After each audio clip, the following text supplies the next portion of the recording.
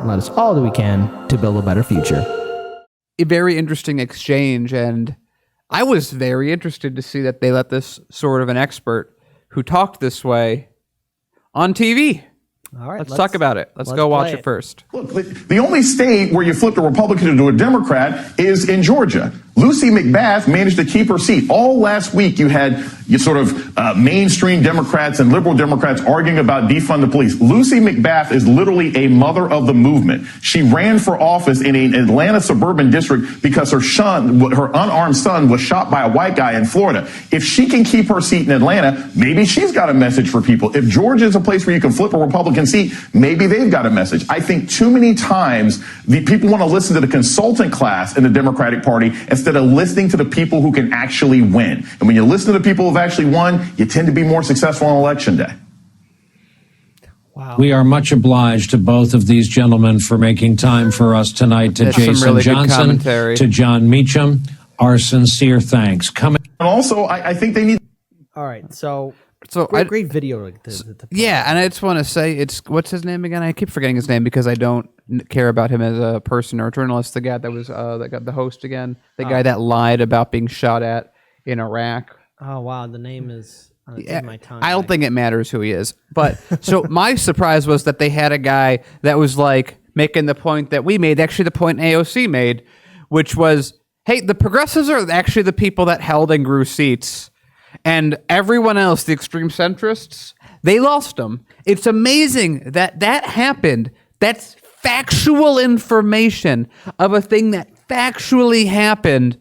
And mainstream media is like, that didn't happen. No, actually, it was the centrists that did well. And the progressives, they held everyone down. He's making a reasonable point. Hey, this person just won a seat. She had her son killed by the police. Maybe that message resonates. That's why she got elected. And then you hear, was it Brian, whatever his name? Brian Williams. You guys are so good to have on. I'm real happy. That's not how you do that. You do. I don't care. I'm doing an accurate representation as he would be accurate on something, such as being shot at when he wasn't to get clout. So this is hysterical. That guy's not going to be back on, I would assume, or he's going to be back on less frequently, or he's connected to someone that's he can get back on again. But it's absurd that we live in a world where someone saying the obvious, factually backed statement is a threat that we can say, oh, they're not going to be back on TV all that often now, will they? It's a reasonable thing to point out that progressives win. Yep. And they do well. People like their policy because it's a centrist policy that they like. Police accountability, most people think that's good. Yeah. Medicare for all, most people think that's good. Agreed. UBI, many people think that's good. Green New Deal, most people think that's good. Except if you're an extreme centrist and you live in a bubble and you only live on a television, as a television anchor, a television pundit, or in the White House, or living near there for those purposes. This is weird stuff. I'm surprised that Snopes hasn't come out and said this is a mostly false statement at some point. So I want to give a shout out to some people in the live stream chat.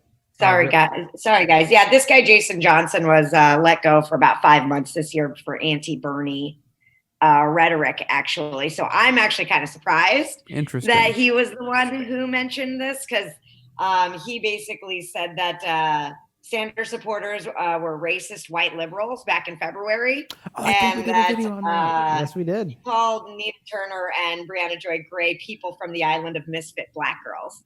Wow, I remember that now. Yeah. So when I saw this guy, I was like, Jason Johnson, that guy sounds familiar. I'm going to look into him. And just a little bit of digging. I'm like, that's so interesting. I don't, and what he said in that clip was surprisingly accurate in especially inside of the inaccurate conversations I feel like we're having these days about how progressives don't win elections. But yeah, he's usually, I think, one of those more more extreme centrist fellas. So I think in many ways what we're seeing here is Maybe that 5 months away from the bubble is all you need. Yeah. It's like, this is a prescription we can give to people. Yeah, but see, there is a fundamental problem, because the thing is, when you have people like that who call Nina Turner, Breonna Greyjoy, like, again, saying that they're on an island of misfit black girls, which is what he said. You have someone then that people will flock to, because a lot of people who are questioning the Democrats will then flock to the very same people that were derailing the Bernie Sanders campaign, or progressives, or independents. And corporate media is going to try and control the narrative. Look, I did a Rockfin show earlier today talking about how the internet's going to want, or how people in the establishment want gatekeepers to control information, and those that are going to be presenting themselves as an alternative, especially on corporate media, beware, because they have close ties to corporate media. And occasionally here and there, you might hear one of these pundits or these talking heads make an interesting point. But just because they're correct on an issue doesn't mean that they believe in these issues. Corporate media, especially CNN and MSNBC, not Fox, but these media outlets did everything they could to derail the progressive movement and silence progressives. And this is why we need independent media, and why the internet should be a free public utility, and why, more importantly, we need to have real accountability for everyone that's going to be on television. No one should be a gatekeeper. No one should be controlling the information. And I want to give a shout out to Jamaican 347, 687 Sync, as well as Jeremy Chase, for mentioning that pundit that was talking was Brian Williams, the monotone hack fraud that he is. Oh, yeah, that was his name. That's correct. I'm glad we all Brian collectively forgot it, because we need to store more important information in our minds. Yes.